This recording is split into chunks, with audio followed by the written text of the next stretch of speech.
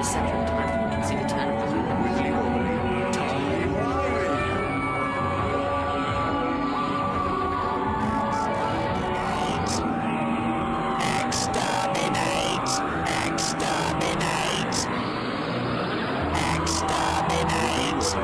Wibbly wobbly, timey wimey. Faces the plate. Wibbly wobbly, timey wimey.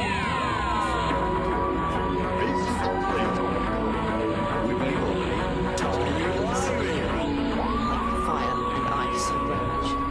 rage. It was like the night and the storm in the heart of the sun. It burns at the center of time. You can see the turn of the universe. Wibbly wobbly, timey wimey.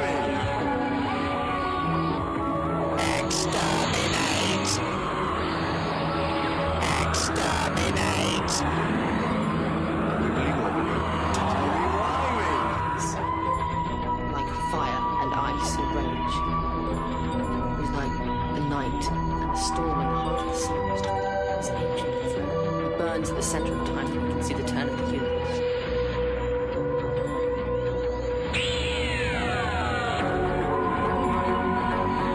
Wibbly wobbly, timey wimey. Wibbly wobbly, timey wimey. Wibbly wobbly, timey wimey.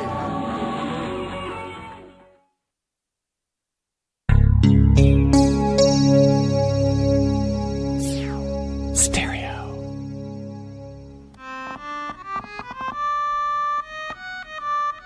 Attention!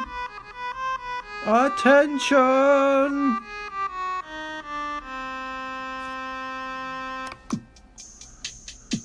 And now we welcome to the grand trivia stage our great leader, our grand Aquarium Emperor, the trivia master of this age, the past age, the upcoming age, and ages unknown. Please welcome Grand Triviamaster Fluval. Oh, that was a bad noise. Sorry, Master. Let's try again. Fluval. Oh, that's not so. We must find the noise to pay tribute to all 5 dimensions you hold in your control.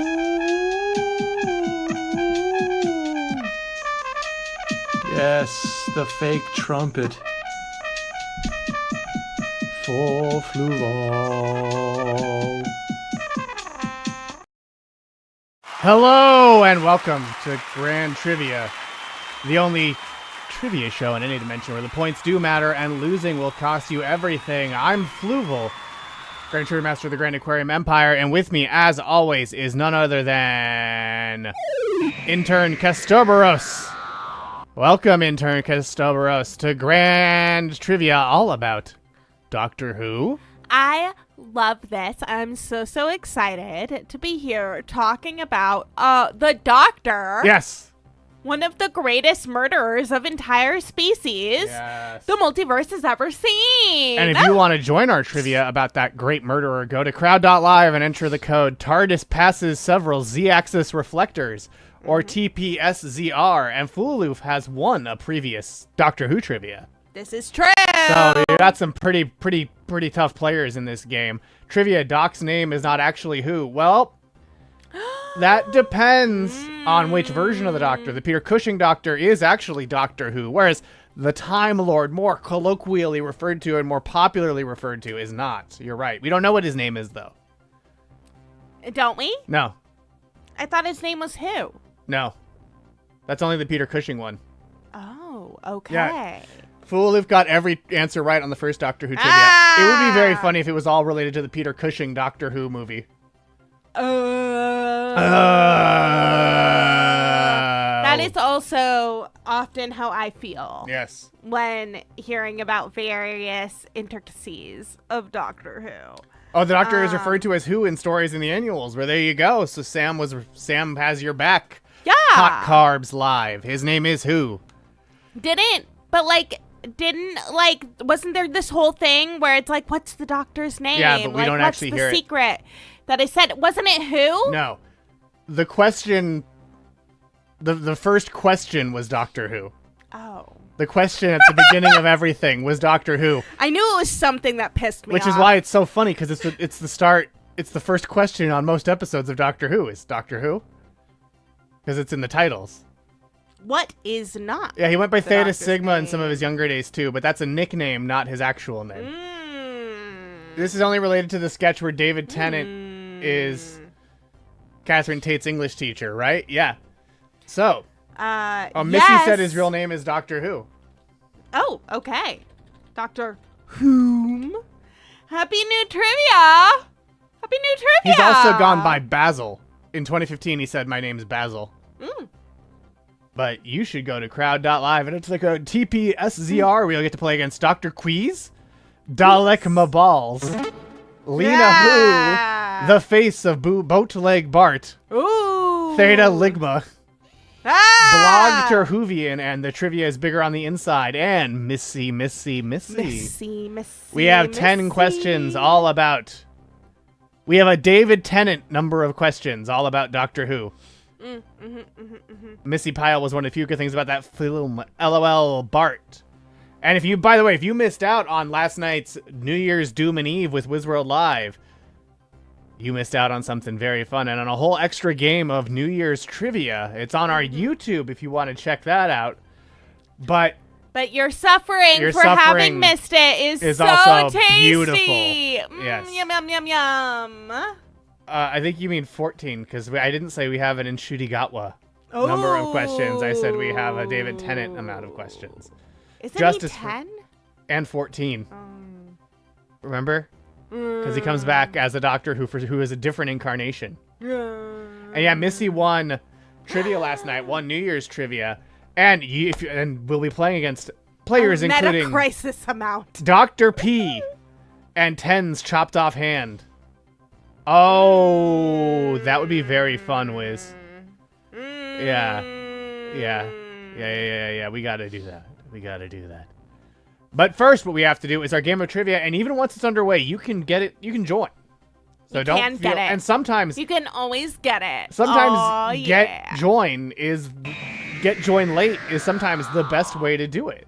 It's sometimes the best way to Blog get joined. can't believe he won tonight. Well, let's see if you did win tonight by getting our trivia underway. Starting with the iconic crowd purr gong. And here is your first question, which is about the most recent Christmas special. Which Dairy Girl star played Joy Almondo in the most recent Christmas special? Jamie Lee O'Donnell, Louisa Harland, Nicola Coughlan, or Saoirse Monica Jackson? Which Dairy Girl star played Joy Almondo in the most recent Christmas special called Joy to the World? Was that Jamie Lee O'Donnell, Louisa Harland, Nicola Coughlan, or Saoirse Monica Jackson? Ooh, a New Year's treat star. Saoirse is the most Saoirse. Irish name for sure, Wiz. Yeah. But you know, you could always just pronounce the rest like they're Irish words. I don't know how to do that. You mean like if But they were I did Gaelic once had a cat named Kiva, which with twice as many letters as one would expect. That could be so many Celtic names, though. Yeah. Well, it's Kiva. Kiva was the name. Yeah, That's how it was pronounced. Yeah, I couldn't spell it for No. you. But Were you a kid when you had this cat? no, I was in college. That makes sense. Yeah. Knowing some of the people he went to college with, that makes Yep. sense. Now let's see if your answers make sense, where one of you said Jamie Lee O'Donnell, 0 of you said Louisa Harland, 6 of you said Nicola Coughlan, and 3 of you said Saoirse Monica I think Jackson. so, Wiz. Yeah. I think so. The correct answer is, of course, Nicola Coughlan, who also played Claire on Dairy Girls and Penelope on Bridgerton. But don't you worry, we also have a little.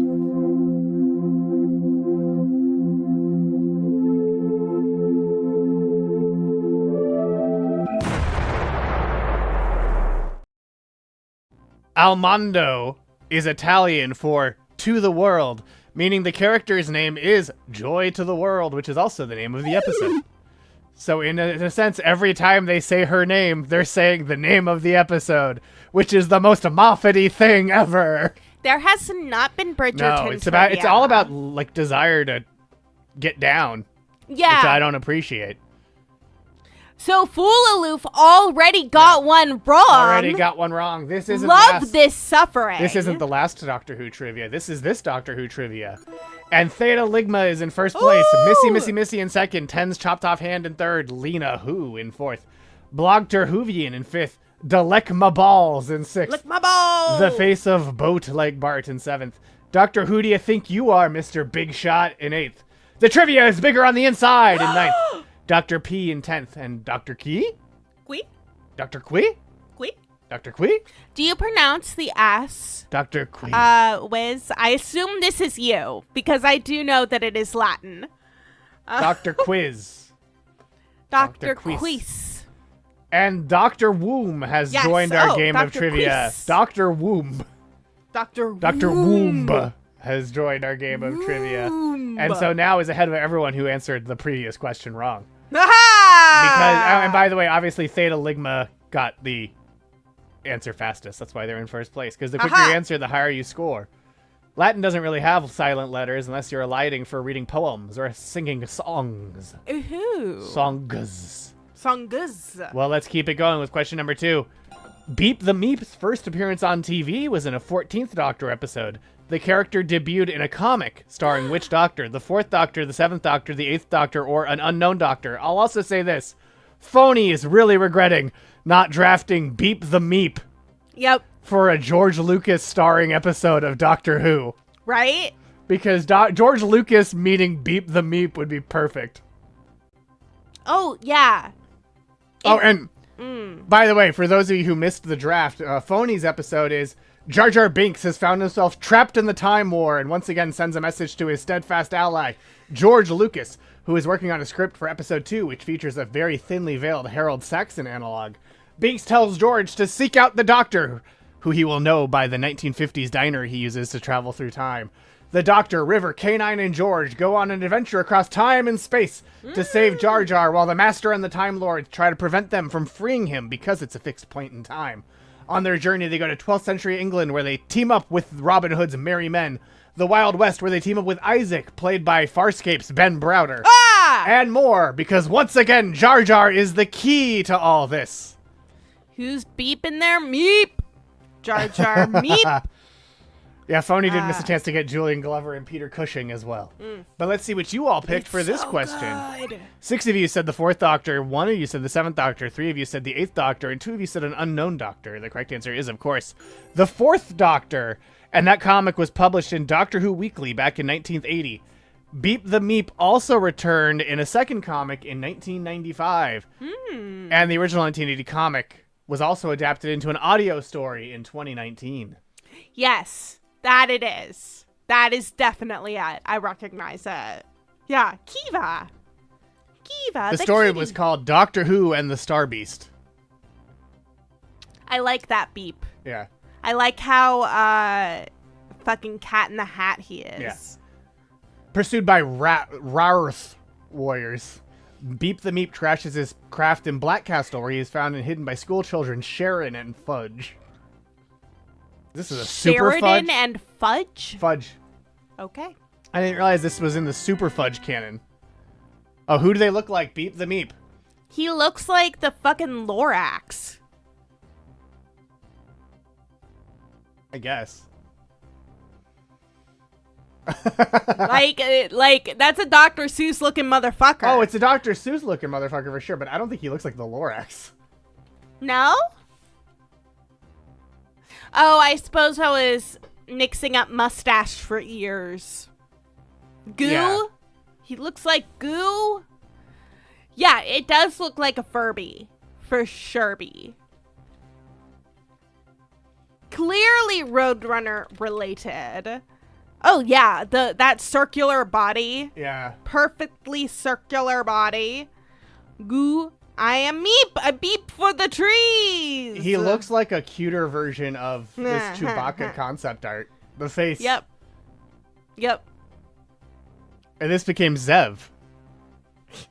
Or Zeb in Rebels. He looks like the fucking Swamp Thing. Yeah. But Beep's a cute little guy. But evil. My favorite kind of little guys. That's true. Oh, yeah. And K9 Mark II was in that comic. They're the same picture. And for those of you keeping track at home, obviously this was between Time Slip and Doctor Who and the Dogs of Doom. Ha! And in Star Beast 2, Beep the Meep is freed on parole after 15 years of incarceration for his crimes. The Black Sun drive with which he enslaved people has been removed from his ship. Beep returns to Black Castle Earth, where he had crashed years before and hidden away a spare drive. Attempting to go to Uniceptor 4 for Sharon Davies' wedding, the Fourth Doctor inadvertently ends up in Black Castle, where he'd met Sharon and her schoolmate Fudge Higgins. Fudge Higgins! The Doctor's TARDIS is materialized at a cinema, so the Doctor decides to leave K9 in the TARDIS, having noticed a no pet sign, and watch a Lassie film. Beep arrives at the cinema underneath which his spare Black Star drive is buried. Holding the Doctor at gunpoint, Beep detonates a grenade to expose the buried component. The Doctor escapes from the explosion and runs into the cinema's owner, Colin Higgins, a now grown-up Fudge. The two escape to the projection booth, where the Doctor converts the projector to a black light receiver. Activating it imprisons Beep within the Lassie film, which was loaded into the projector. Yeah. Beep's fate is being stuck in a Lassie movie. Huh. I love Doctor Who so damn much. Incredible. Almost as incredible as our leaderboard, where Theta Ligma is holding on to first place, Lena Who in second, Delek My Balls in third, Blog Terhuvian in fourth, The Fifths of Boat Like Bart in fifth, Ten's Chopped Off Hand in sixth, Doctor Who Do You Think You Are, Mr. Big Shot in seventh, Dr. P in eighth, Missy in ninth. This trivia is bigger on the inside in 10th. Dr. Womb in 11th. And Dr. Quiz in 12th Definitely place. a god start. A god start. Speaking of gods. True or false, David Bowie appeared on an episode of Doctor Who that follows the 7th Doctor. Is that true or is that false? I love how this David Bowie gif looks like it's just all the doctors. It does. David Bowie as a character or actor? Yes. Wiz, did you hang out with witches last night? No, they didn't party. They didn't party. They didn't party? No, the witches weren't partying. The witches were not partying. No. They were too busy trying to go back in time to steal David Bowie's semen. Yeah, which David Bowie was sure witches were trying to do because the TV told him. He was also on a lot of drugs at the time, but I think that's incidental. I, too, would be on a lot of drugs if witches were trying to steal my semen. Yeah, they celebrate New Unlike Year's. the Sith. They celebrate New Year's. The Sith celebrate New Year's? Sure. Sure! Yeah. Why wouldn't they? I don't know. I suppose... They drop a Death Star ball. And then it blows up a planet when it hits 0. Yeah, witches have a different New Year. I didn't say they celebrate that New Year's. Did I? I said they celebrate New Year's. Was James Urbaniak? Urbaniak as David Bowie? Was it? Well, let's find out. Ooh. He was mostly living off Dr. Pepper. Yeah. That makes sense. Oh, that makes sense that they would be at a goth club. 4 of you said true. 8 of you said false. The correct answer is, in fact, false. Ha! He came close a couple times, but David Bowie was never on Doctor Who. He was reportedly director Graham Harper's first choice for the role of Shiraz Jek. Ooh. Who we're going to look at. Yeah, we got to see who Shiraz looked like. Isn't Shiraz an alcohol? Yeah. Okay. It's like a wine. I was pretty sure that LMFAO mentioned it at some point. But this is Shiraz Jek, an outlaw who specializes in androids. They like Shiraz. They love Patron. Yeah, there are Bowie analogs. something something. And he wears this mask. Everybody, hide let's his go. scars. Shots. But, Shots. they wanted to cast someone who had a distinctive voice because his face is covered the whole time. But the Bowie gimp turned fella, it down yes. because he was halfway through the Serious Moonlight tour. I see. It does look like something from Farscape, an Yes. Australian-American science fiction series Yes. conceived by Rockne S. O'Bannon. It looks like Sting, too. Sting, yes. Doctor Who composer Murray Gold also tried to talk to Bowie about Who. He told Den of Geek in 2013, quote, I ran into Bowie once in an ice cream store in Rainbeck, and he started talking to me about Doctor Who. Thank you, Pug, for jumping in just to correct my lyrics of an Correct. LMFAO song. We haven't done wine trivia. But Murray Gold said Bowie had no idea who I was. I was just a fanboy freak. Ha ha ha. And I said, I would never bother a famous person in the world. I'm so courteous and mindful of other people's privacy, except it's you. I said, I write music for Doctor Who. And he said, I'm not doing it. And I said, what do you mean? And he said, they want me to do it. They want me to. I don't know what it means to this day, but that's what he said. I don't know in what capacity. As an actor or as a musician, I would like to see an episode of Doctor Who scored by David Bowie. And while David Bowie hasn't appeared on any episodes of Doctor Who, he has appeared in ancillary works, including the 13th Doctor short story Press Play, where the TARDIS wiki references by saying, quote, Bowie spent time aboard the Doctor's TARDIS while it was in Artron 2 recharge mode, with the Arton pulses leaving Bowie's left eye permanently dilated. Yes. Yes, Pug. Sure. If you win this Doctor Who trivia, Yeah. we will, in fact, Yeah. do a whole LMFAO themed trivia. I did not say that would be the prize. But, Oh, that's what you Fluval. asked. Yeah, that's fine. Okay. But, Well, so now yeah. that Fluval has said that it's happened, he, of course, is the ultimate authority It's up to here. me. But so yeah, canonically, David Bowie's eyes are different colors because he was on the TARDIS while it was getting recharged, and not because he got punched in the head as a kid. LMFAO trivia 1. Yeah, David Bowie should be the soul of the TARDIS instead of that Yes. lady, honestly. It's me, the soul of the TARDIS. TISM trivia 1. Is that a band? Tism. Tism. It's a band that Sam really likes. Oh. Blowing us up wasn't enough. No, No. it's not. You think that, like, that's the most suffering we can No. extract. Oh, No! We can inflict more top shelf suffering on you. Way more. David Bowie is Idris. Q1, they shoot heroin, don't they? You better be ready to apologize because you are going to be sorry for Party Rock. Sorry for Party party rockin'. rockin'. He should have been in that episode about life on Mars. Would have been awkward for the soul of the TARDIS to have an ongoing relationship with an underage fan. Yeah. Yeah. It would have been. Yeah, fucking would. Yeah. Fucking Yeah. would. It's almost as awkward as the Starman having done that. It's almost as awkward as the person who wrote The that episode about episode Idris. Yeah. About yes. having had a lot of weird scandals come out. like a lot of weird. Yeah. You're right. I Yeah. didn't emphasize Yeah. a lot. A lot. A fucking lot. Enough that people are now saying perhaps his wife is the likable one. Right? Which is wild considering what the internet's opinion on her was a year ago. My epitaph. Sorry for party rockin'. Yeah. Yeah. I'm sorry. I'm not sorry you have to find out this way, Wiz, because I like getting to inflict suffering on you specifically. But it is wild to me that you are finding this out right now. Wait, you didn't know, Wiz? It seems like he had no idea about the scandals. The alleged scandals. Oh my god. Going the on with- alleged scandals. I just don't want to get sued by Sandman himself. The alleged scandals that 100% happened repeatedly. Knew about gaming. okay. People thought Amanda No, Palmer no, no. was likable. Yeah. That makes more sense as you're shocked. It's that people think she wrote lyrics trying to expose it. Oh, come on. Okay, I'm not saying I think she sucks. I think everyone. That's a really sucky way to try and expose I would argue that everyone kind of can suck scandal. in a situation, so I don't think. Except for the victims. Well, I didn't mean that.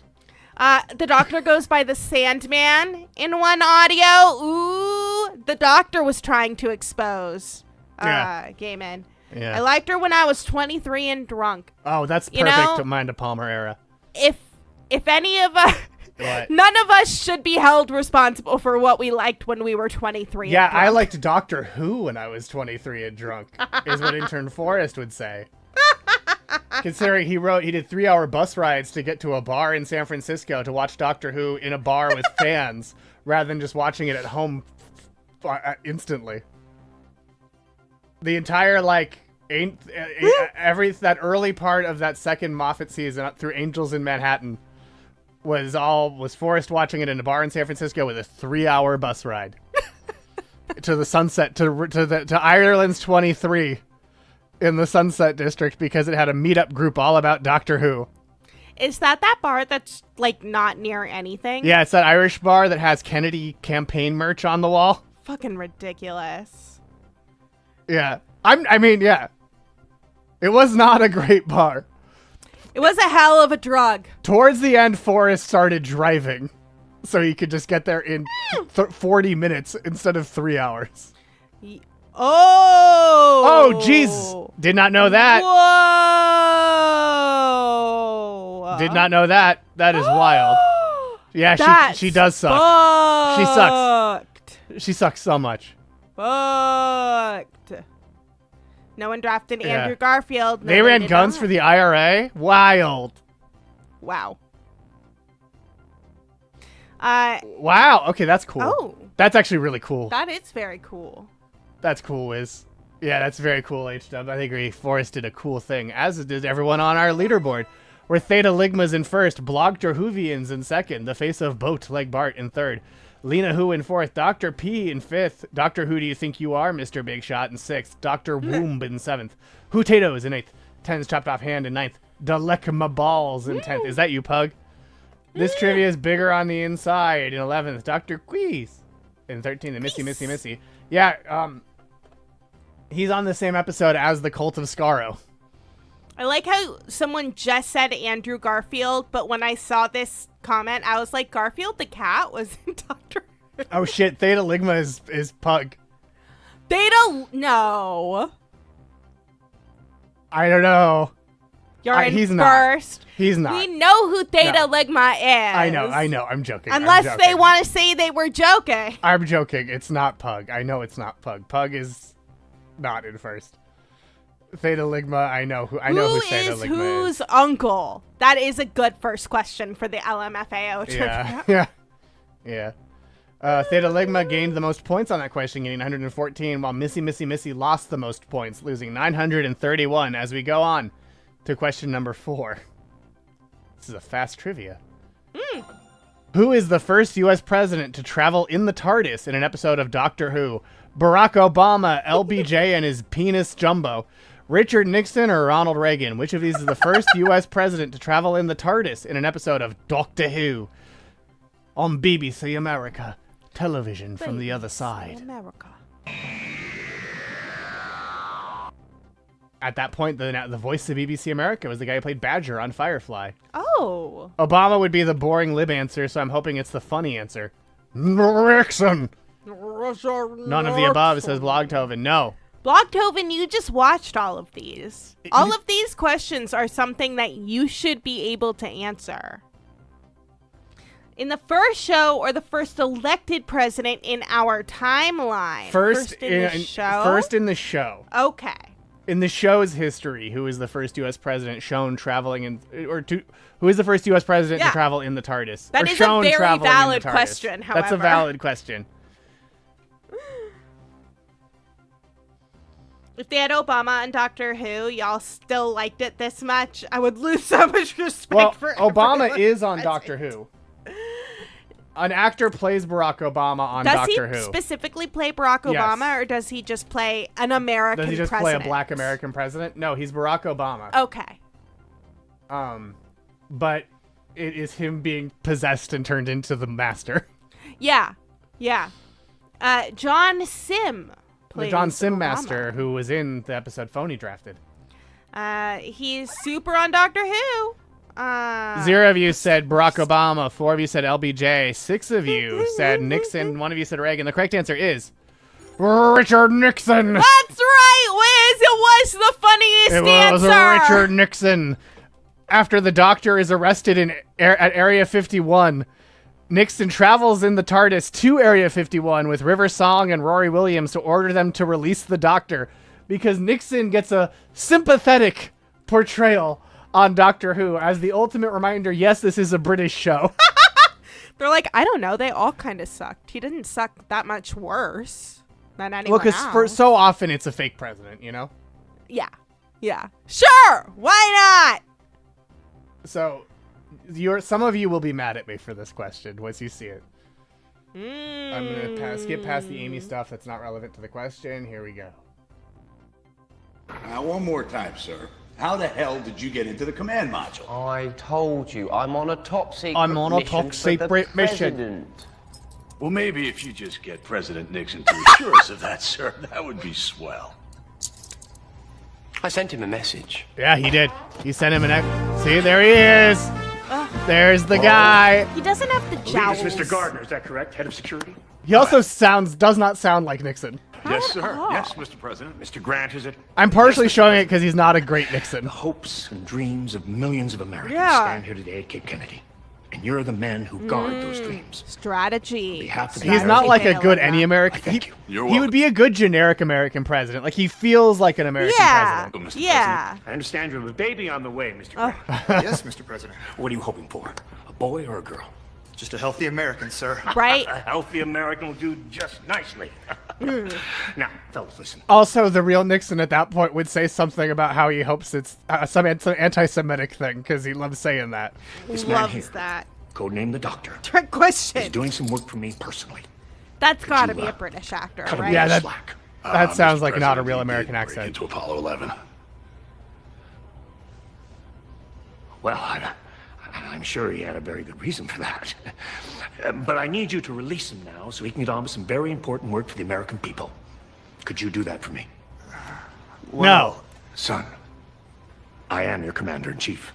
Then I guess that What would did they be do to fine, make his Mr. nose President. look Glad to hear correct? it. I mean, I think that probably just is that guy's nose. Oh, that the actual president yeah. was there. No, actual Barack Obama did not appear. They just, like, Carry on, gentlemen. yeah. Like when Oh. Thatcher was on Yes So Minister? look at this. So you see in the background, Nixon going into the TARDIS. Ah! America salutes you. And then they rematerialize in the White House, and Nixon goes, "Do you have any words for me about the future?" And the Doctor says, "Say hi to Robert Frost for me." Of course, the Frost-Nixon tapes. So it's like very clever foreshadowing that Nixon will not get. Like, you want me to say hello to a journalist? That's strange. He doesn't say it like that. He doesn't. Okay. Yeah. You're right. He says, Yes. Very weird "You're right." He writing. says, "Can I have some words about the future?" This is Obama on Doctor Who. Okay. Do you have any jelly babies? That's Reagan, isn't it? Do you think this is Reagan? No, who likes jelly babies? Yeah, no, the fourth Doctor loves jelly No, babies. that is Oh, yeah. supposed to be Barack Obama. Yeah, Ronald Reagan does like jelly bellies. No, Ronald Reagan loves jelly bellies. Oh. The fourth Doctor loves jelly babies. Oh yeah, there's Obama on Doctor Who, Void. Yep. There he is. And then here's him getting turned into a monstrous a vessel, an empty vessel of the Master. Yeah, at that point he hadn't done his journalism pivot either. Also, Obama points out that Trump isn't suitable to be president, and then it succeeded. And in unification theory, Obama is resurrected from the dead. What the fuck? Yeah, in the city of the saved, which is a metropolis the size of a spiral galaxy located between the end of the universe and the beginning of the next. Yeah, David Frost or Robert Frost? Because every human that ever Okay, that's really funny. So the city of the saved is inhabited by every human who ever existed. And so so it has to note in his TARDIS wiki that Barack Obama was resurrected by the city of the saved because he's a human who existed. Pretty sure it was Jack Frost. Yeah. Yeah. So that means Nixon's should also say that. Every human on Doctor Who has to include they were resurrected on the City of the Saved at the end of their page. Nixon's does not say that, implying that Nixon is in fact not human. Oh wait, no, wait. So Nixon's is an out of oh god.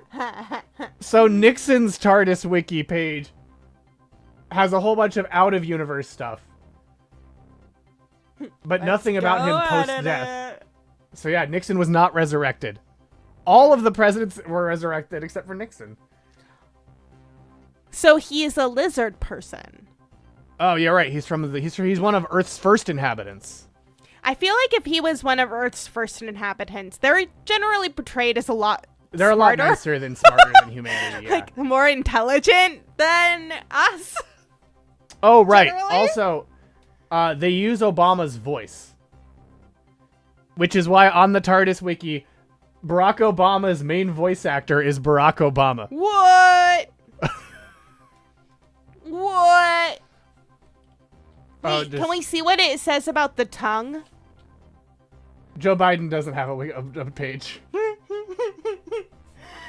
You mean the most influential president of our time? Yeah. Tongue. The tongue was a body part used for tasting and communication. Really? According to the Sixth Doctor, the tongue contained 10,000 sensory receptors, greatly dwarfing the nose's 400. Wow. Agamemnon ordered Odysseus to have Stephen Taylor's tongue cut out for insolence before ending him, but the First Doctor stopped this from happening. Ooh.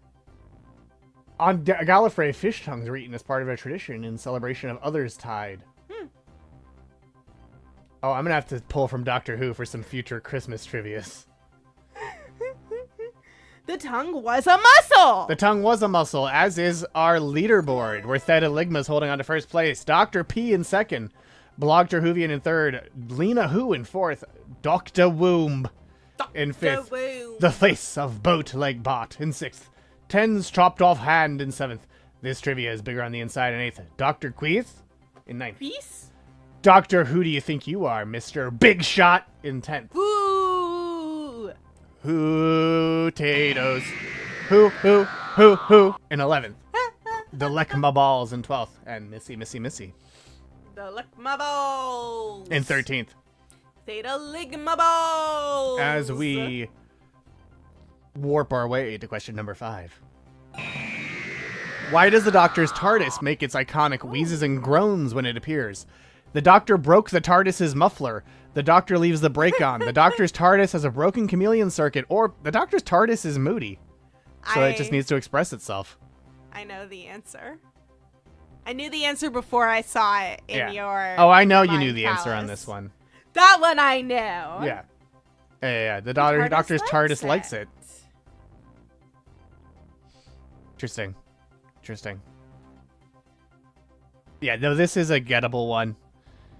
And so far, there's a real consensus around the answer people are picking. But some of you have already gotten it wrong. Some of you are wrong. Yeah. Some of you are certainly wrong. Let's see what you picked. None of you thought it was the Doctor broke the TARDIS's muffler. 10 of you thought it was the Doctor leaves the brakes on. 3 of you said the Doctor's TARDIS is a broken chameleon circuit. And none of you thought it was just that the TARDIS is moody. The correct answer is... The Doctor leaves the brakes on! It was revealed in The Time of Angels from Season 5. As noted on TARDIS Wiki, River announces that she's plotted all possible landing locations, and with a soft thud that she's parked the TARDIS next to the Byzantium. However, the Doctor protests to the TARDIS having landed. The dematerialization noise didn't sound, so he's skeptical. River implies that it only makes that sound, because he leaves the brakes on, though he insists it's a brilliant noise. The Doctor's TARDIS does have a broken chameleon circuit, but that explains why it looks like a police box and not why it makes noise. You don't believe, blog? You don't believe it was meant to be truthful? Did you get this wrong, blog?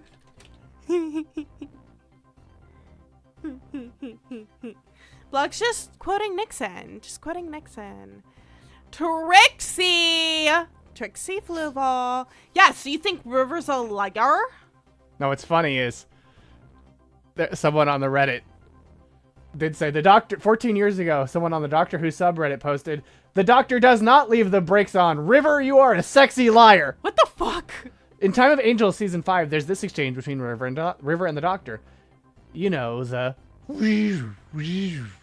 River song. It's not supposed to make that noise. You leave the brakes on. The Doctor, yes, well, it's a brilliant noise. I love that noise. But in the end of Smith and Jones season 3, there's this.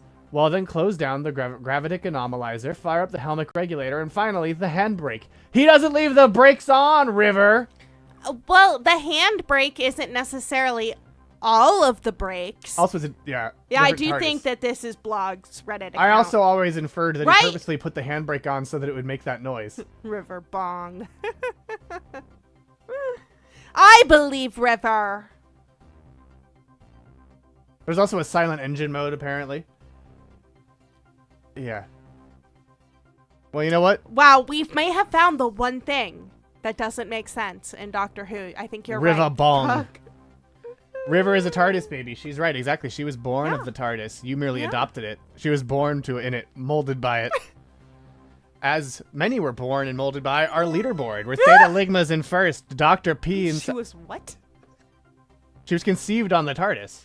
Yeah, and she just dated there. Yeah. And Rory and Amy had sex on the TARDIS. Yeah. And then They fucked on the they TARDIS. fucked on the TARDIS. Yeah. Rory and Amy do. At least they did. Yeah, they got all wibbly wobbly, timey wimey together. Yeah. And her mom's Good old TARDIS fucking. her mom is Amy, but she absorbed the energies of the time vortex Yeah, because they fucked because they fucked in time on the TARDIS. on the TARDIS. And ministered a stern rogering in the TARDIS. Stern rogering. I don't know what that means. What does it mean? An anchor Fluval? baby? Oh. It's what do you mean? The stern rogering. Oh, sex. Oh, okay. Rogering is sex with your Roger. I guess it's Ah! like it's like the British equivalent of dicking down, Whose world have you been to L3? which I think is a horrible phrase. Lies, There is Wiz. nothing for fucking, but the Curse of Peladon did come up. Yeah, this is some Octavia E. Butler stuff right here. Oh, there is a sex wiki page. Sex, also known as shagging, boffing, fucking, hooking up, and how's your father, How's Was an- your father? was an action performed by 2 or more people. Yeah, the sex article needs a big cleanup. Foreplay was an activity that was sometimes a precursor to sex. Some individuals, such as Roz Forrester, decided in their youth that sex didn't offer anything that Martian ale didn't. According to the referee in Android Visiting Earth, human breeding was, quote, positively vile and sort of thrilling, comparable to cruelty. I prefer cruelty. Sex was also related, but it was a related but distinct term to gender, and a trait which could be used to be identified even after death, though some specimens were nearer the artificial line drawn between them. I don't know about that one. Addressing humankind shortly before the Battle of Canary Wharf, Cyber Leader 1 announced that their upgrade to cyber form would remove, among other things, sex. According to the 11th Doctor, sharks, birds, bees, and even educated fleas had sex. Oh. He was doing the song.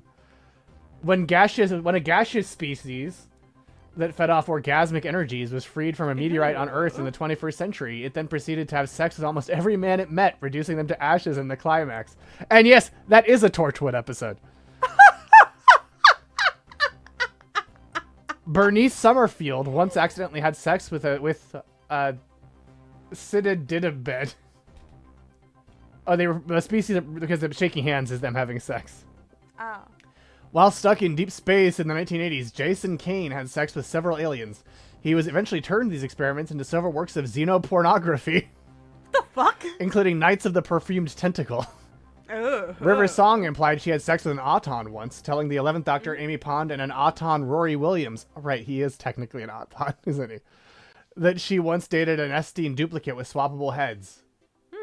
Oh, no, I see, yeah. She said it kept things fresh.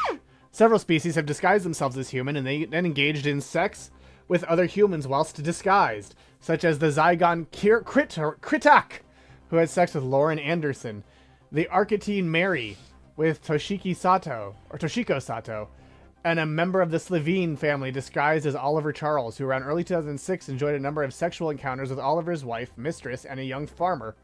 It was also known for the Shadowkin to have sex.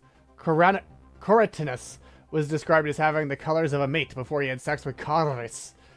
However, intimacy was considered a disgusting practice, thank you, during sex by the Shadowkin.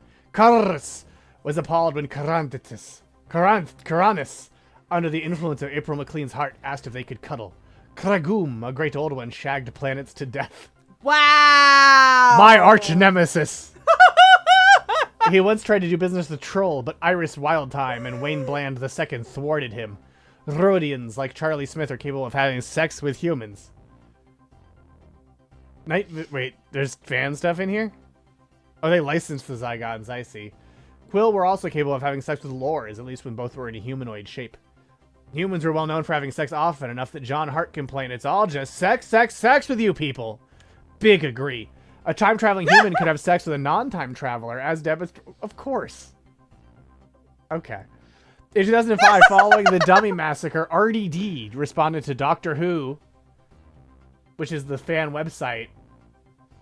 Who is DoctorWho.co.uk, not the fan website, the website trying to determine who the Doctor is. Request for sightings of the missing Rose Tyler, saying that she looked like a girl he entirely failed to get off with at a party in Islington.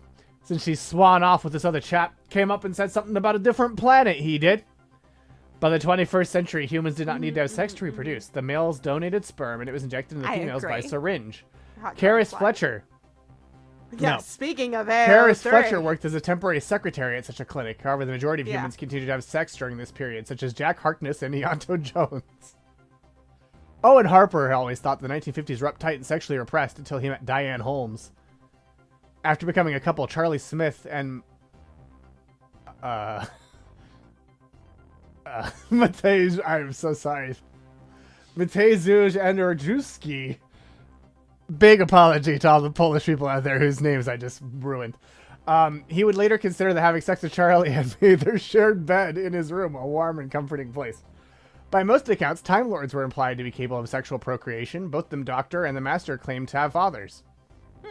One account of Gallifrey's history suggested that sex had ceased to have a reproductive function on Gallifrey long before the Doctor's time. According to this school of thought, the Pathia's curse had made Gallifreyans effectively sterile. Reproduction was carried out by the carefully controlled use of looms, which produced new Time Lords as fully formed adults. No direct genetic relationships were therefore possible. Time Lords arising from the same house, for each house had only one loom, were considered cousins. A child born of Leela, a human, and Andred was the first naturally conceived child in a millennia. Susan also mothered a child, Alex Campbell, who she identified as the Doctor's great-grandson by the human David Campbell. The 10th Doctor also described the possibility of genetically collateral relationships, where he told Martha Jones he didn't have a brother anymore.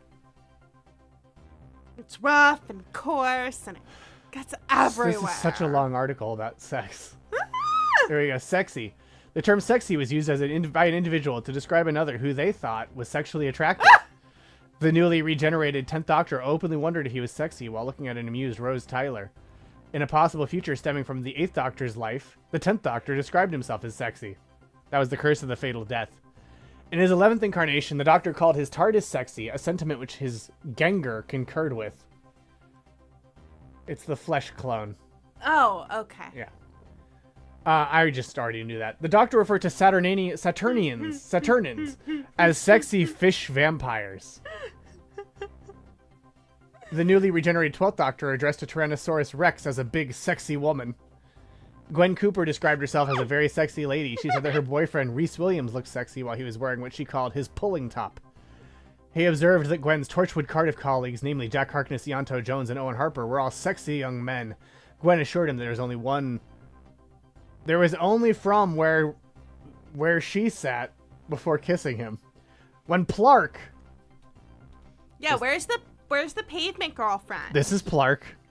That's not the pavement girlfriend. I do like Plark told his subordinate to make their simulation of Joseph Surf smile at Sarah Jane. The Scullion made him give a sexy smile, only to be told by Plark to give him a thoughtful smile, not a sexy smile. Whilst mistaking Graham O'Brien for our incarnation of the Doctor. Jack Harkness described him as distinguished, yet still sexy. Not as good as Plark. The term sexually pair bonded was used to describe two beings in a sexual relationship. Show Plark again. Let's see Plark. I will in 1 second. Was looking up pavement girlfriend. This one was invented by a writer. Yeah, check out Plark. Nice. Nice. Okay, so her name is Ursula Blake. Ursula. So let's see if Ursula gets mentioned Yeah, here. chat loves Plark. Yeah, Ursula Blake not mentioned here by name either. Ursula Blake was a human from England. Wait, is that Moaning Myrtle? Speaking of shitty British celebrities, not her. Yes, it is Moaning Myrtle. Necessarily. It is Moaning Myrtle. Wow. Yeah, when Plark's not around, everyone should ask, where's Plark? Yep, sure is. Yep. Yeah, Plark would win the Star Wars Cantina Award for fucked up little guy. Also, yeah, the she's voice also the voice of Babu Frick. Yeah. Wow. But yeah, it ends with When Plark? she was partially returned from the dead by the Dr. Sonic screwdriver in the form of a face embedded in a paving slab. She lived out her life with Elton in this state, and despite certain difficulties, the two were quite happy together. Oh, oh my god, they almost came back in the end of time. Oh no, Plark. He almost brought... Russell T Davies almost brought Ursula and Elton back in the Doctor's, finale thing. Shoulda. He shoulda just, it's Fucking coward. He it's shoulda just brought him that back. mid-coitus. Yeah. Here's Plark. Plark was one of the slaves owned by John Harrison. He was the leader of the Scullions and directed the holographic copy of Joseph Surf. Though he hated his work, he feared Harrison too much to fight back. He also cared about others and tried to help Luke Smith and Sky Smith, even though they would likely be punished. In 2011, Plark was one of the Scullions working on the hologram of Joseph Surf. When Luke and Sky broke in, he tried to help them escape, which got him punished by Harrison. He brought Luke and Sky food and water after they were captured. Sarah Jane and Adriana Petrescu were able to help Plank and the other Scullions escape. Plank was Dan Starkey's first and only role in the Sarah Jane adventures. It was also his first TV character who wasn't a Centauran. Hero Plark. In Doctor Who, Yeah. Starkey played Commander Score and Lieutenant Scree in the Centauran Stratagem and the Poison Sky, Commander Jask in The End of Time, and recurring character Commander Strax, beginning with The Good Man Goes to War. He was also one of nice Santa guy. Claus' elves in Last Christmas. Wow. Plark just wins. Plark wins! Plark wins. Plark wins trivia. But Theta Ligma, sorry. Yeah. You gotta leg Plark's balls. you gotta lick Plark's balls, but that means it's also... That was question 5. Which means it's time for...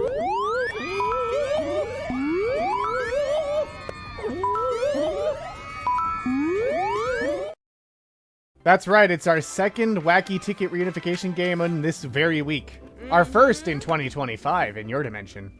Obviously, we're coming to you from outside of time and space, so we could send an earlier one in 2025 if we wanted.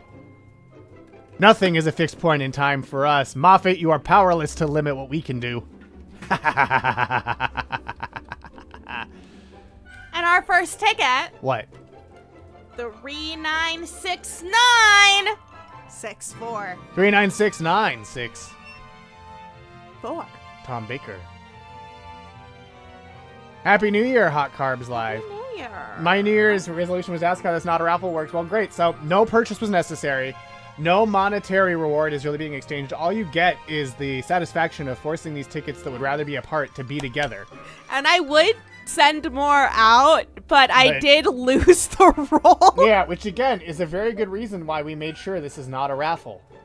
I don't know where It's it almost went. like Intern Forrest had a good point that we need to make sure it's not a raffle because you will lose a key part of it at some point in the raffle. So, it might show up at some point, and I might start sending out more because I don't know how it could not be on the station anymore. It's definitely, well, I know it could be in the pod. No, I swear I lost it before we were on the pod. Oh my god. Yeah.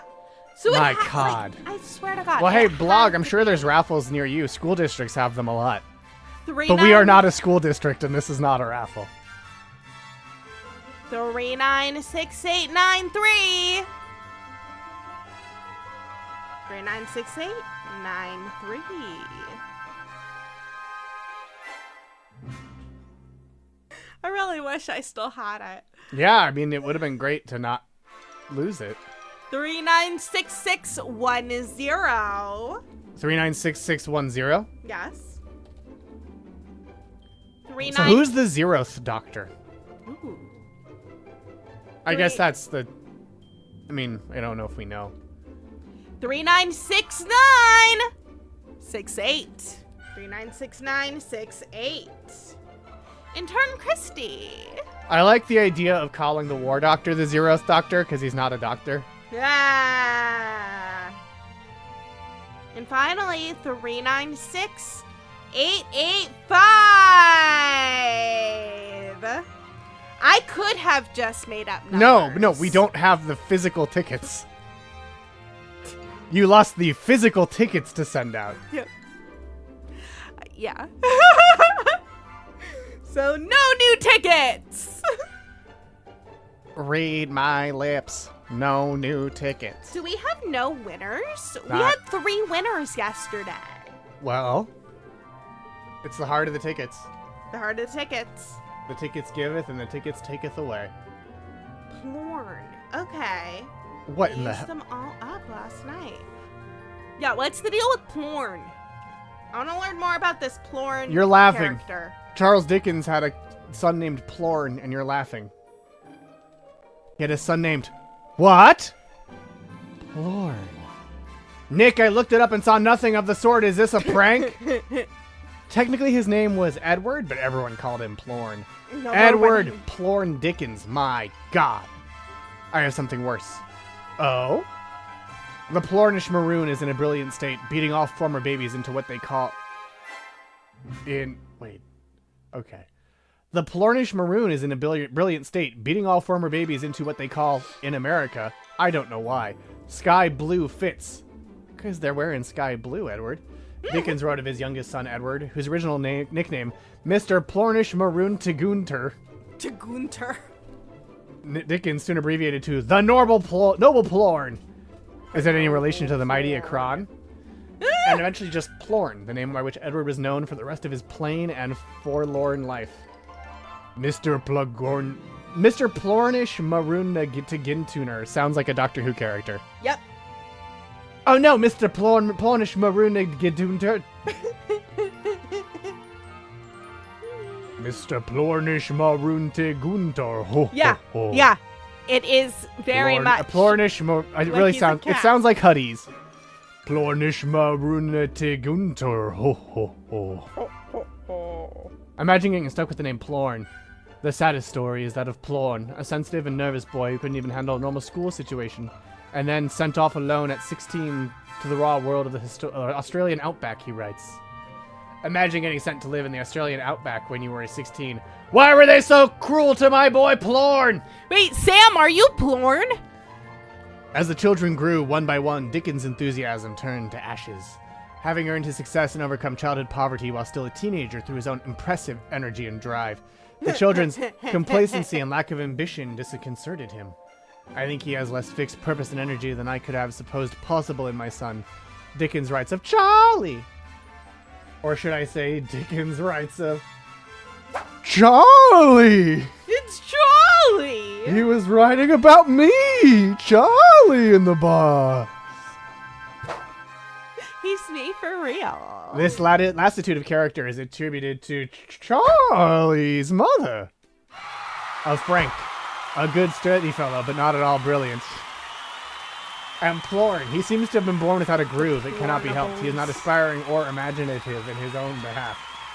I like the idea that he's writing about Frank from Millennium. He's a good, steady fellow, but not at all brilliant. I have an answer to that one, too. Charles Dickens neglects his children. Charles Dickens.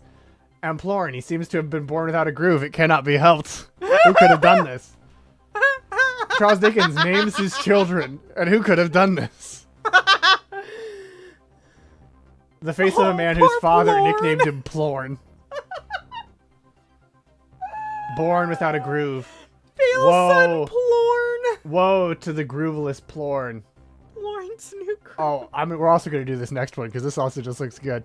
Alrighty, folks, buckle up for the 5th year of Memorabilia rankings. Yeah. It's Hanukkah memorabilia rankings. Wow. I've scoured the internet and my eyeballs, so get ready for the best and worst Hanukkah merchandise of the year, because it's still Hanukkah. Mm-hmm. Hanukkah ends tomorrow. A Hanukkah gnome. First, I need to get these fucking gnomes out of the way, ideally permanently. This guy's hat has so much going on, I don't know where to begin. The menorah, not kosher. Also wrong. Yeah, there's not enough arms. The plorn There's not enough identity. stems. The dreidels certainly have something written on them. Everyone knows reindeer love Hanukkah. The lighting fires holiday. 5 out of 10, at least it's got somewhat of a cuteness factor. Turning old CDs into fake sufganiyot is certainly creative, because that's the only explanation for these monstrosities that I'll accept. Please don't spin your spontaneous combustion menorahs on top of your dreidels. It won't bring the next season any faster. 4 out of 10, I'll put up with a lot if you're offering to pay for my Netflix account. They are setting that Torah on fire. Why is there? That's why. Is that why there's a oil jug next to the candle menorah? 6 out of 10. The what's that? It looks like a D. What looks like a D? This. Oh, that's a po. That's it's the shin. Yeah. It means the same thing. It means here. The po instead of a Shin. on the dreidel is because the miracle is just the Torah not bursting into flames. Yeah, because the letters on the dreidel stand for like a miracle happened there, but if they were produced in Israel, they say here. the area known as Israel, it's a miracle happened here. Yeah. And then this really puts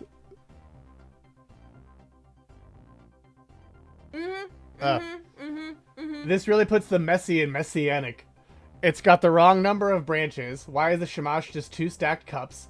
The cross looks like an airplane. Also, why is there the Jesus fish on it? Yep.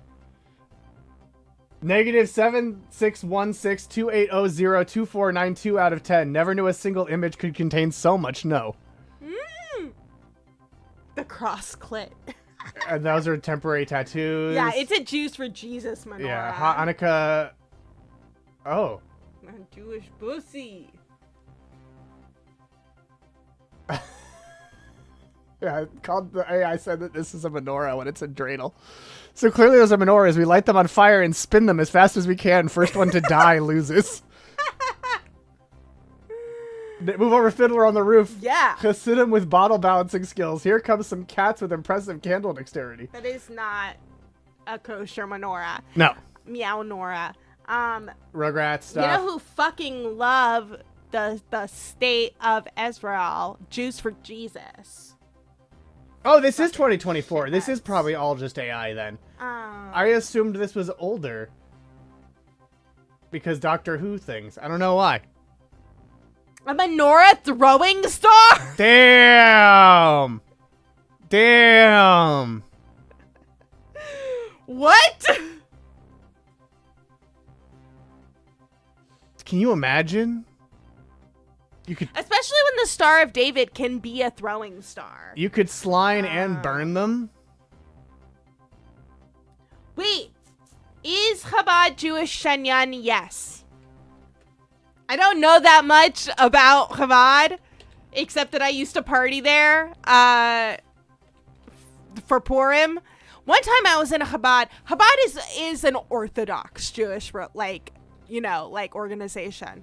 So they're on college campuses and shit. So I'm in an Orthodox fucking space where everyone's partying, and there's just a random old man with a rabbit. And he tried to sell me the rabbit. Well, there was the most blinding techno music playing you've ever heard. Yeah. Yeah, I have no idea. Yeah. The price. All I know about Shenyang is they are responsible for so much paper waste in the Bay Area every December. I did not buy the rabbit. I had already brought home a cat, so I don't think my roommates would have appreciated me also bringing home a rabbit. But you know what they might have appreciated? Bad bitches. Yeah, they did have wild parties. They might have appreciated question number 6. Rabbit. True or false? In 2009, I did not buy the rabbit. True or false? In 2009, IDW published a comic series where the Doctor met the crew of the Enterprise D. Is that true or false? They were also the ones that made the tunnels in New York to evade the COVID rules. COVID rules, yeah. Yeah. Yeah. Someone was like, I swear I'm not anti-Semitic, but I feel like I'm hearing Hebrew coming through my walls. Yeah, there was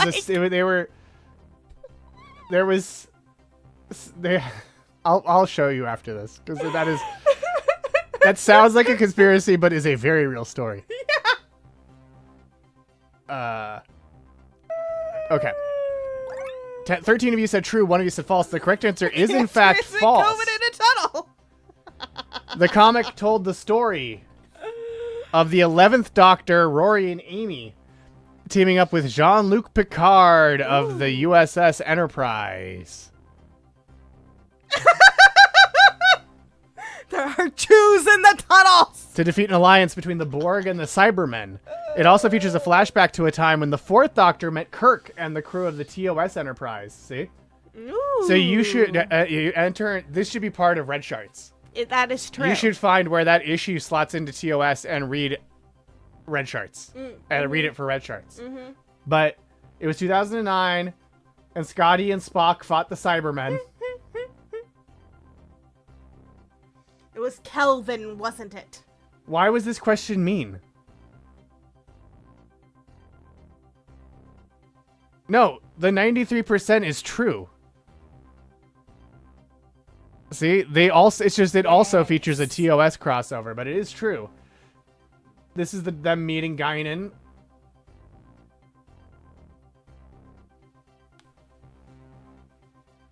Oh, I did? Well, I was tormenting you. The correct answer is true. No, it's true. You passed my test. I probably did to make you suffer, but it is true. Look, there's a lot of conversations happening here, you know? There's the tunnels conversation, the assimilation conversation. Yeah, I was just tormenting you. A lot of torment. The correct answer is, in fact, true. And I love that they had this crossover, you know? I think it's very cool.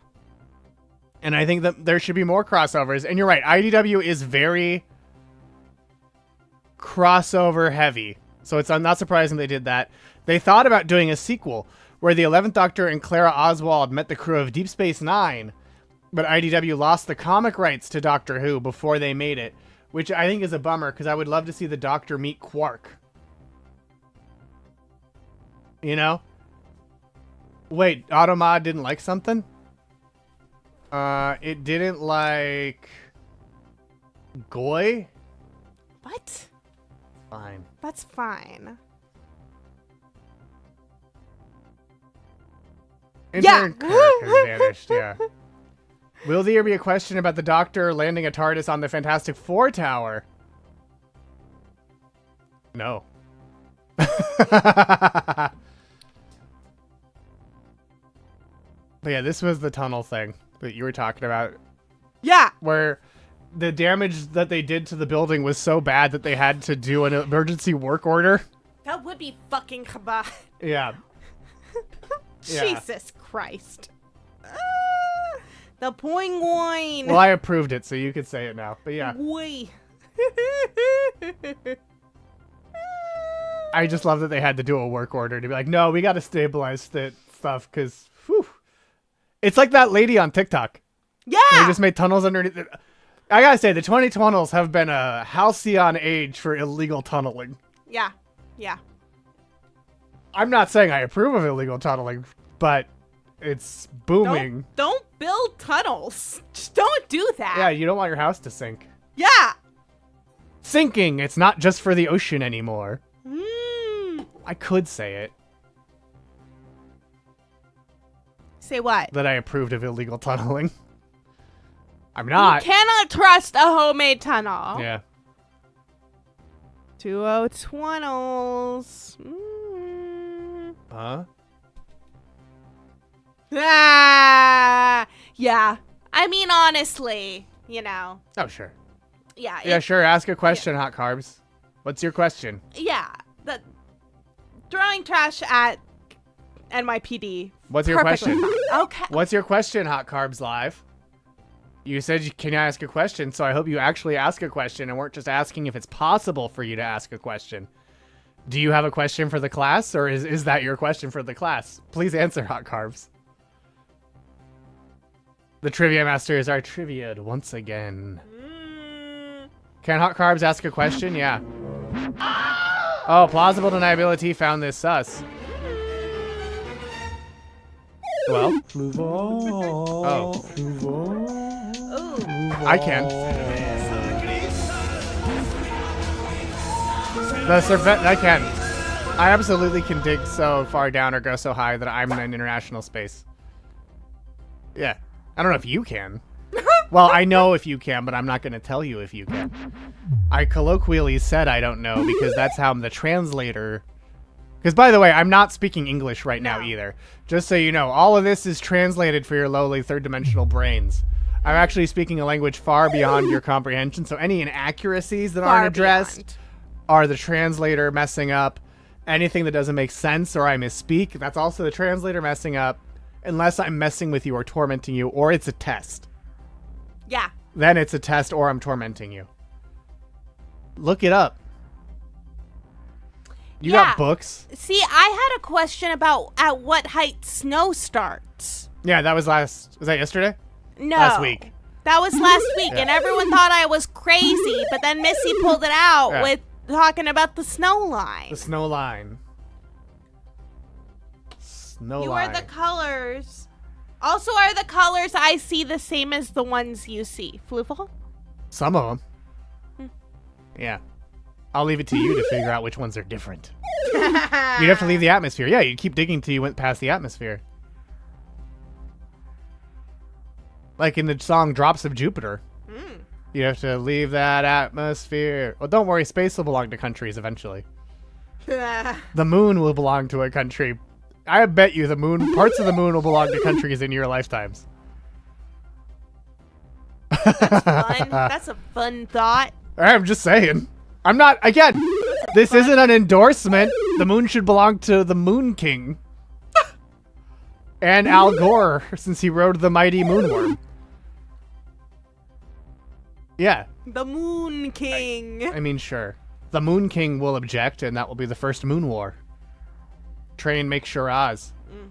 You know which animal has dug the second furthest down from... Oh, your stone thoughts. Ooh, what? Also, stares at feet. I just want to let you know, what Automod blocked was fingers in.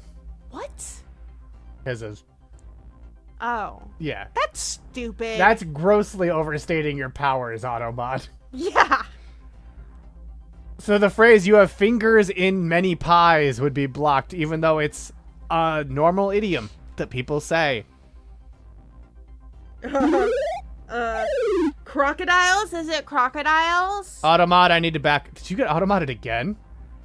No, you didn't. I gotta give more people mod powers so they can overrule Automod. Fingering pies. Because I added it to the dictionary, Trillist pug. Finger fucking pies? Yeah, oh great. So fingers in gets blocked. Finger fucking doesn't. God, H-dub. I'll allow it. Yours was held for bullying. Vile white pervert. I tried to call Rigel from Farscape. Wait, it really is crocodiles? Yeah. What the fuck? But I on the Farscape Twitch, I called Rigel a little old pervert, and it got auto-modded. And I'm like, but Rigel is a little old pervert. Yeah. Like, he clearly is a little old pervert. Like, how else would you describe Rigel? They dig with their mouths? What do you dig with? I mean, I have all this fine motor control. What if you didn't? I guess I'd have to dig with my mouth.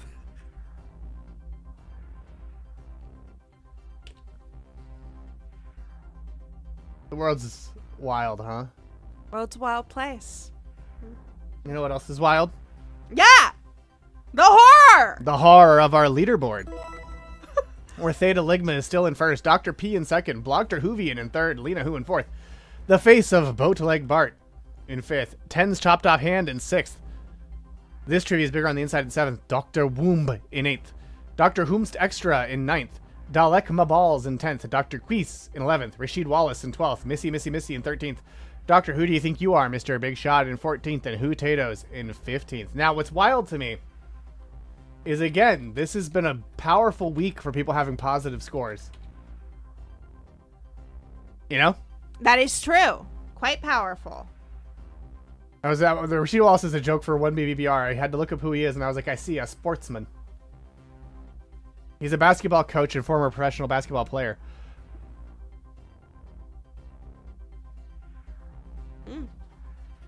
Wait, they live in the holes? They're like little filthy hobbitses.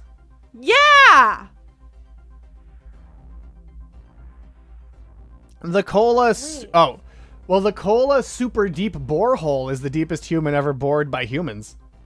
And that's the one where you can hear the devil, right? It says a true vertical depth of 12,262 meters.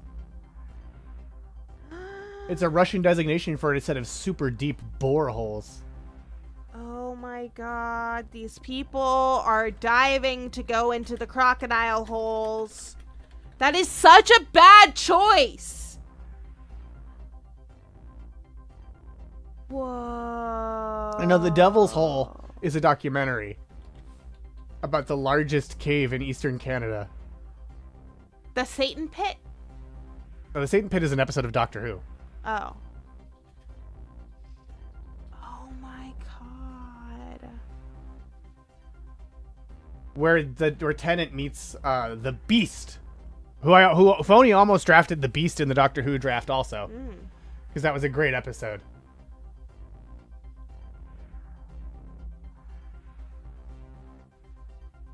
Whoa.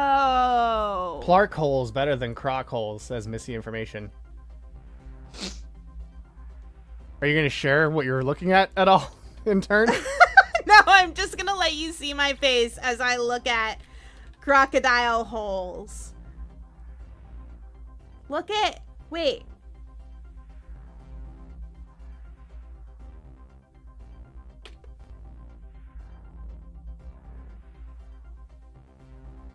Well, look at what?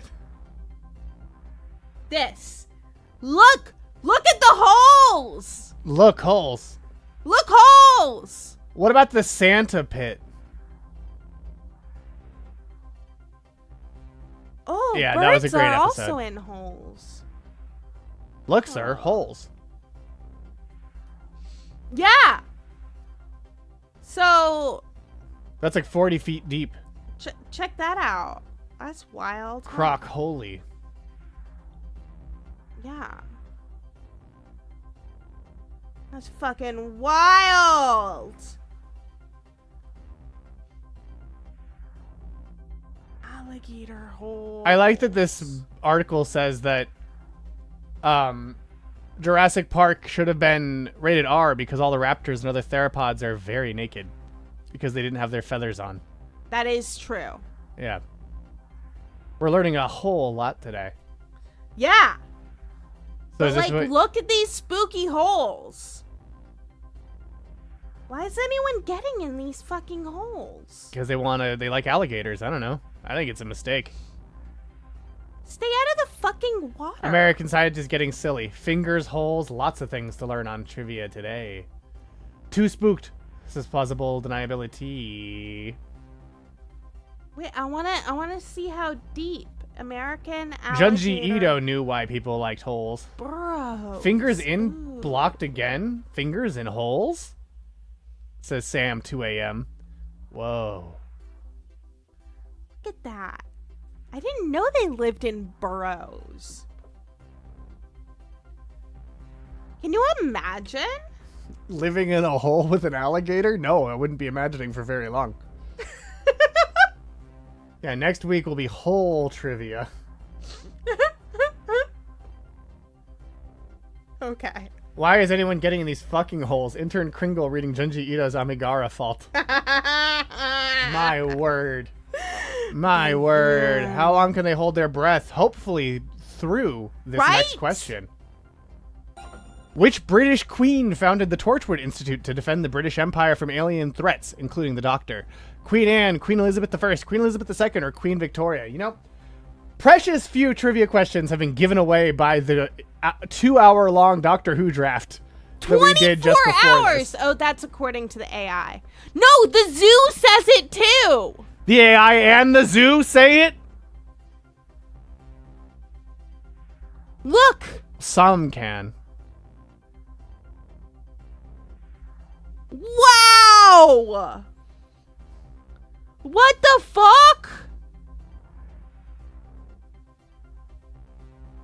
But usually 15 to 20 minutes. Wow. I could hold my breath way longer than that. Alligators. Yeah, I think crocodiles, like, have to breathe.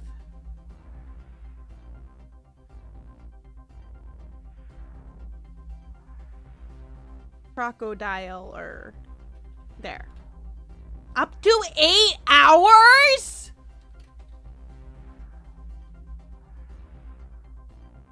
Okay, so when I googled do crocodiles, here were my autocompletes. Do crocodiles die of old age? Do crocodiles live in Florida? Do crocodiles lay eggs? Do crocodiles eat people? Do crocodiles eat capybaras? Do crocodiles live in saltwater? Do crocodiles live in the ocean? Do crocodiles have tongues? Do crocodiles cry? I mean... And then do crocodiles eat humans? I just love, do crocodiles cry? And I get why. Because of crocodile tears. And yes, they do cry. SciShow even says they cry. They cry when they eat their victims. Do they? Yeah. Why?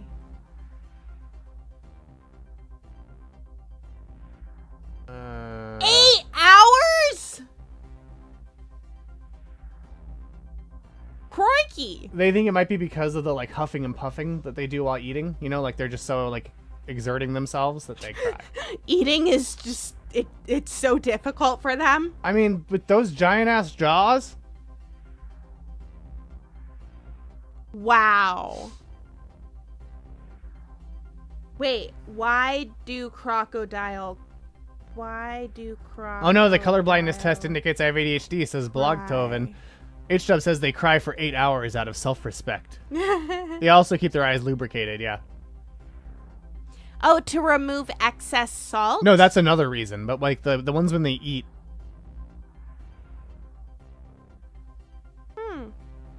Oh, Wiz just sent out the newsletter. Oh. So it's afternoon? Yeah. It's afternoon. Well, it's afternoon. Well, it's afternoon on the West Coast. On the East Coast, it's midnight, so it's before noon.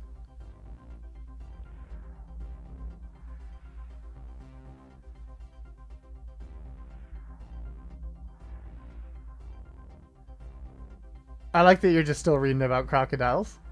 Oh, thank you, Foolaloof, for a far more authoritative source about crocodiles. Oh, it may be caused by the hissing of warm air during feeding, which is forced through the sinuses. Yeah, the tears are not linked to emotion. Stimulating the animal's tear glands and emptying fluids. It's 4:26 p.m. for Sam. Into the eye. Here's by the way, here's what you should be looking at, intern. Oh, what? Crocodiles were a type of reptile known to reside on several different planets. The Sarcosuchus was an ancient species of earth crocodile. In ancient Egypt, Thoris controlled the crocodiles in the River Nile with her ring. The 8th Doctor took her ring and used it to turn the crocodiles against her. According to the 12th Doctor, the people of Crocodilopolis in ancient Egypt worshipped a giant crocodile, which the Doctor claimed was a useful coincidence. According to the legend of Sutek, they were among the animals associated with the titular Osirian god of evil and violence, Sutek. Other animals associated with Egyptian tradition included the cults of Sutek included donkeys, hippopotamuses, and pigs. In India, in India in 1947, a crocodile which had been mutated by Zytron energy tried to attack Edgar Campbell's house, but Major Dacker shot it dead. Wait. They were also on the Earth colony Avalon. Did it auto-mod you again? Yeah, it did, but I approved it. Oh, okay. With why are tears linked to emotions in humans? Like, why do our eyes do that? Stares at fingers in horror. What could possibly be auto-modded about that? Fingers in. Even though I've added it. Oh my god! It's still modding fingers in. Never put your fingers in horror. Finger in! No. One of you said Queen Anne. 3 of you said Queen Elizabeth I. 0 of you said Queen Elizabeth II. 9 of you said Queen that Victoria. time it got mad at fingering. Weird. No, it didn't. No, it did. I let it through. The correct answer is, in fact, Queen Victoria, as was said on With the Former Randoms. After the TARDIS landed in the 1870s, Rose Tyler and the Doctor helped save Queen Victoria from a werewolf. As a reward for their help, she knights them as Sir Doctor of TARDIS and Dame Rose of the Powell estate. She also banishes both of these newly knighted heroes due to their cavalier attitude towards terror and blasphemy. Her encounter with the werewolf and the Doctor opened her eyes to the existence of otherworldly threats, so she founds the Torchwood Institute to combat them and swears if the Doctor returns, he should beware, because Torchwood will be waiting. Now, many of you knew that, but Missy got it right the fastest, getting 916 points, while Dr. P lost the most points, losing 919. And yes, Torchwood is an anagram for Doctor Who. Oh. Yeah. And it was also the name of the show, the spin-off about a secret agency in Cardiff, Wales, or the Torchwood Institute, which is based in Cardiff, which defends the world from extraterrestrial threats. Ooh. And is led by Captain Jack Harkness. And that filled the sex part of the wiki. Absolutely. Most of the sex parts were all from that part of were from Torchwood. Torchwood, what if Doctor Who was horny? That must be why the Queen picked it, because it's an anagram of Doctor Who's real name. It's also an anagram of our leaderboard, where Theta Ligma holding on to first, Lena Who in second, Blocker Whovian in third, the face of Bo to like Bart in fourth, Dr. P in fifth. This trivia is bigger on the inside in sixth. Ten's chopped off hand in seventh, Dr. Queese in eighth, Delecma Balls in ninth, Missy in 10th, Dr. Whom Extra in 11th, Who Tatoes in 12th, Dr. Womb in 13th, Rashid Wallace in 14th, and Doctor Who do you think you are, Mr. Big Shot, the only player with negative points. As we head into our penultimate question. Wow, I spent a lot of time looking at as we head into question number 8. Oh. Order these Doctor Who characters played by Peter Capaldi based on when they first debuted.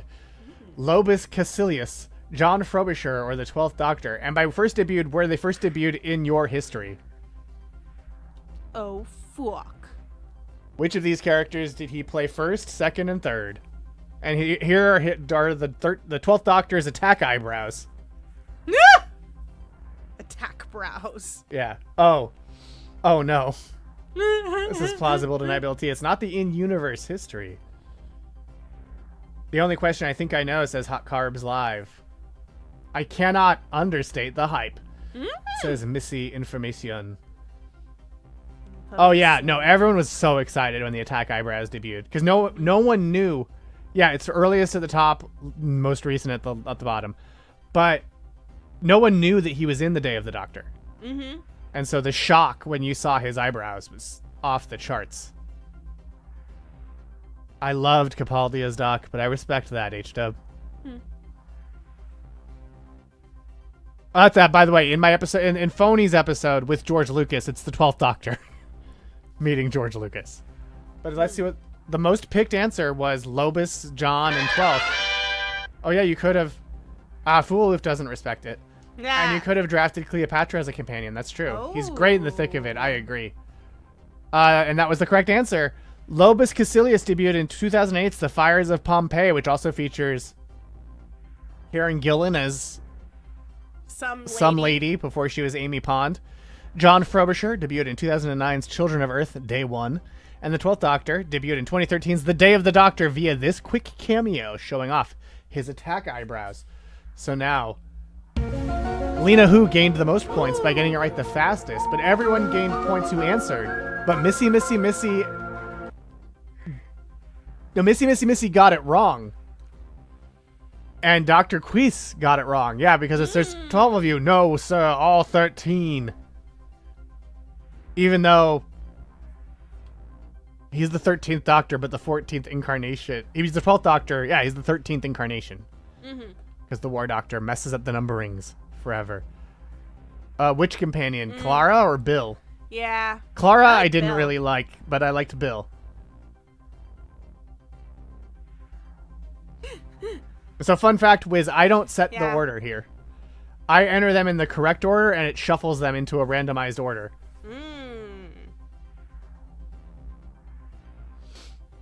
Oh, Bill's fun. Bill's fun.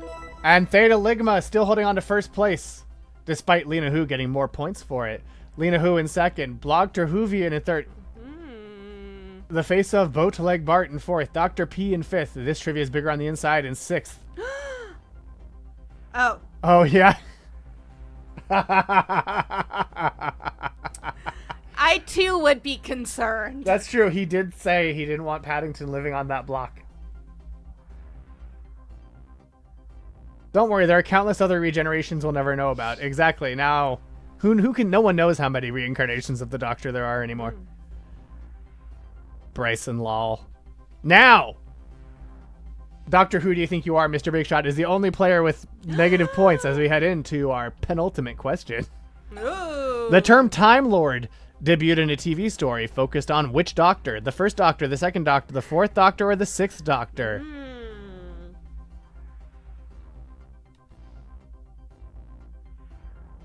Yep, respect the 2 points.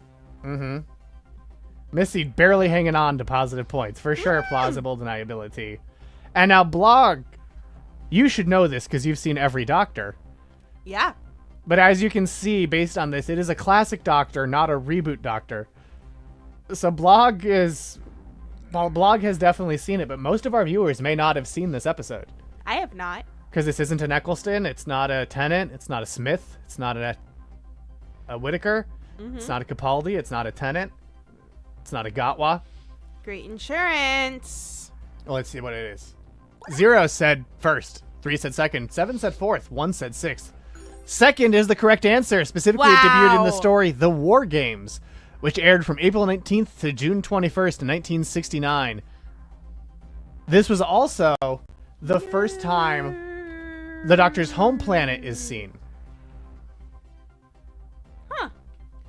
War Games was the 7th and final serial of season 6 of Doctor Who. It is the final story of the 1960s and the last produced in monochrome. It was notable for introducing the Time Lords and for being the first time the Doctor's home planet was seen.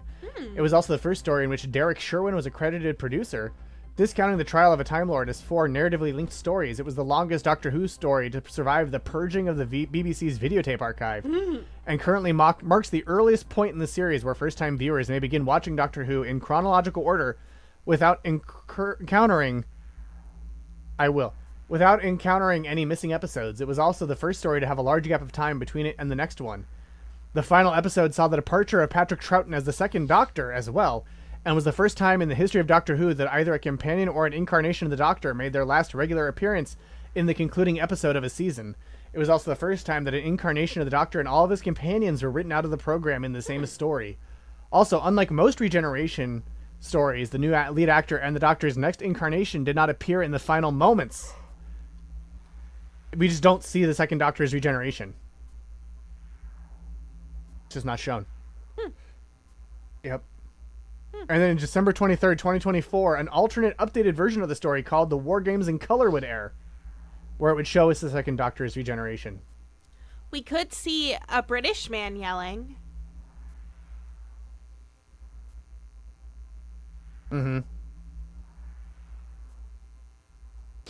Yeah. Yeah. I'll tell you this. No answer got 55%.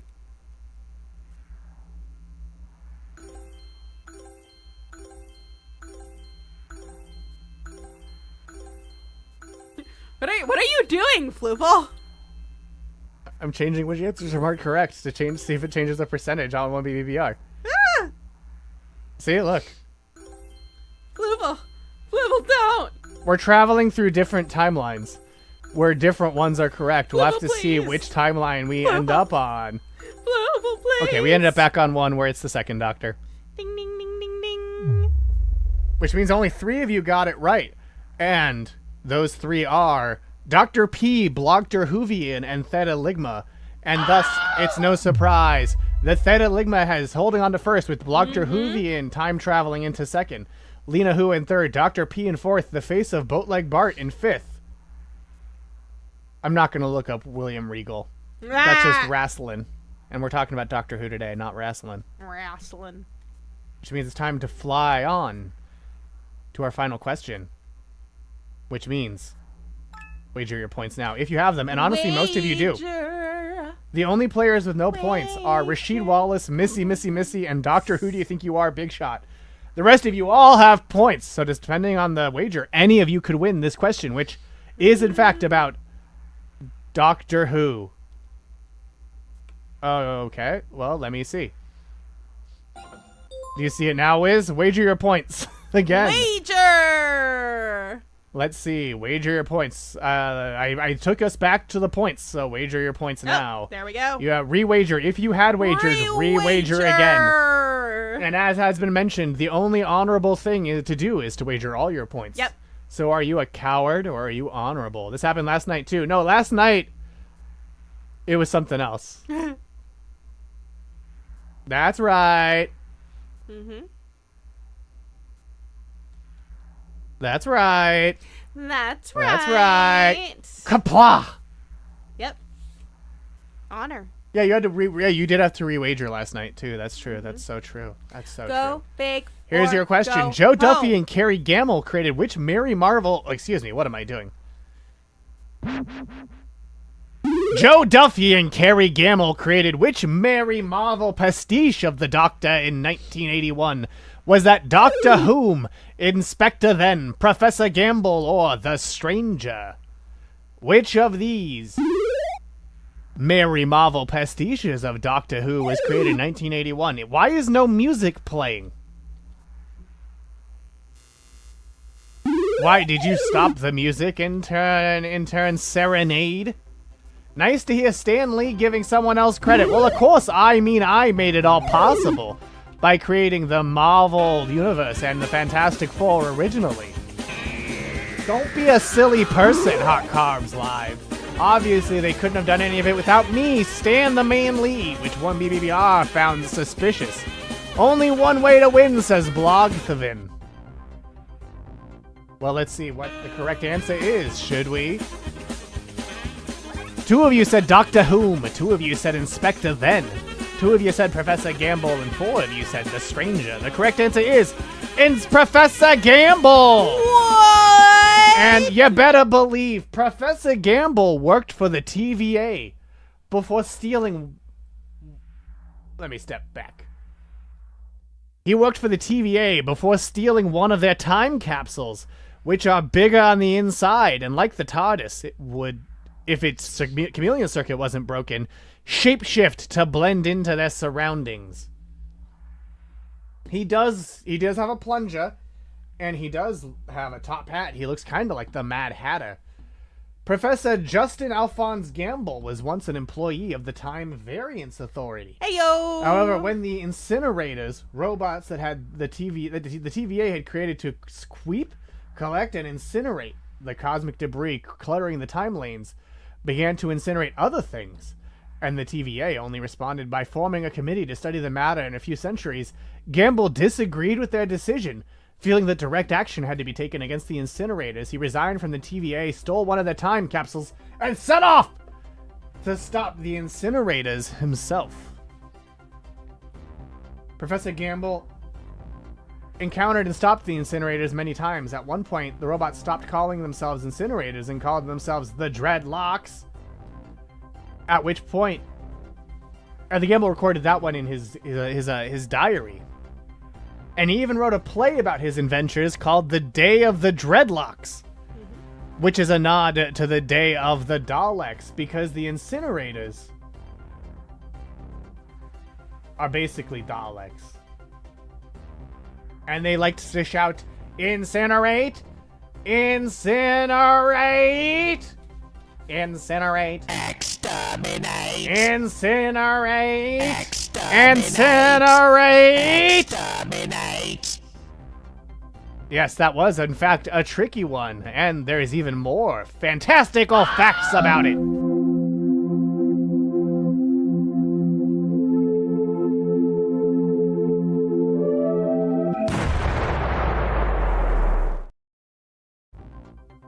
Another Marvel reference to Doctor Who is the Weird Happenings Organization, or WHO, which was created by Chris Claremont to serve as a reference to UNIT. The Weird Happenings Organization. Excelsior! Oh, so is it the Millennium Group? It is basically the Millennium Group. Yeah. The Weird Happenings Organization. They are essentially the Millennium Group, yes, in that they investigate mysterious phenomena. Yes, absolutely. Another Marvel reference to Doctor Who is that Doctor Who was in Marvel Comics with Death's Head. This is Who. Well, hey. Look at that trench-coated investigator. The Weird Happenings Organization is a British-style organization set up by the twins Alistair and Alisand Stewart, which of course is also a Brigadier reference. Whose mission is to investigate people, places, things, and events that occurred outside of the normal realms of possibility, and to deal with them if needed. It has assisted Excalibur and other British superheroes on other occasions. After Brigadier Alisand Stewart was murdered, it was incorporated into RCX, the Resources Control Executive. Yeah, me neither, H-Dub. I had, but Intern Forrest hadn't. It's a British-style organization. Did the Doctor ever visit Germany, England? Probably. German England. No. Yeah, we're watching it. We're watching it all together for the first time. Intern Forrest loved The Simpsons so much, he had one of the episode guidebooks. And so that's why his memory is much better of all the episodes in that, because on long drives, he would just read about Simpsons episodes rather than learning other things. You know. X-Files Book Club. Yeah. You know, it's one of those things where, like, given that Intern Forrest grew up reading Uncle John's Bathroom Readers and about episodes of The Simpsons, it isn't really a surprise that he would end up liking this show. Well, and Johann Schmidt is the Red Skull. Oh. So that's why it is, again, a Marvel tieback. Yeah. Well, that was our final question on Doctor Who trivia, so let's find out who won our game of timey-wimey, topsy-turvy trivia. In third place, it's none other than Lena Who! Lena Who! And in second place, you know them, they rewatched every episode, it's Blog Terhuvian. And in first place, it is Theta Ligma, who, so Doctor Who did win. Yay! Because I assume that when someone was making fun of Theta Sigma, they called him Theta Ligma. So Theta blew everyone out of the water. Theta. That's you, right, Sam? Yeah. Right? So, that's Sam. Yeah. After trivia, we won. Yeah, Wiz got fourth place as Dr. Quiz with 1,590-something points. Yeah. Dr. Whomst Extra got fifth. Hootatoes in sixth. Dalekma Balls in seventh. Dr. P in eighth. The Face of Bootleg Bart in 9th. The Trivia is Bigger on the Inside in 10th. 10's Topped Off Hand in 11th. Dr. Woob in 12th. Rashid Wallace in 13th. Missy in 14th. And Dr. Who Do You Think You Are, Mr. Big Shot in 15th. Which is a great name, H-Dub. Sam, send us your address. Yeah, send us your address so we can send you something. But don't worry. There is a prize we can all enjoy, no matter where we are in this big multiverse of ours.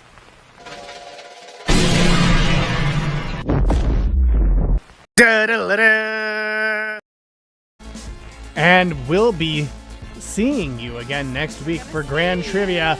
with at least 10 more Titanic questions about a topic from across this vast and varied multiverse of ours. Hey there, Cool Sheev.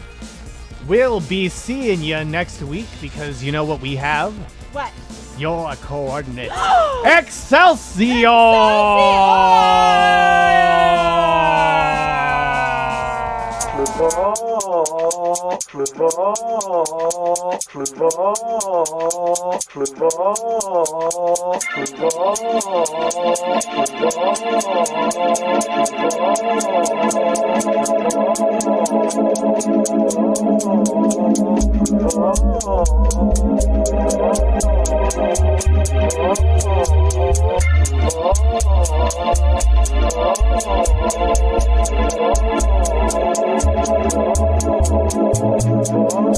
I never said that there were a blog. That was just your puny mind making an assumption.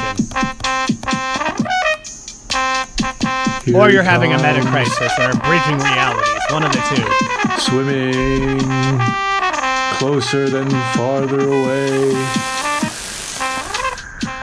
Blog, we did destroy planets. Stop slandering us. We're raiding Void now.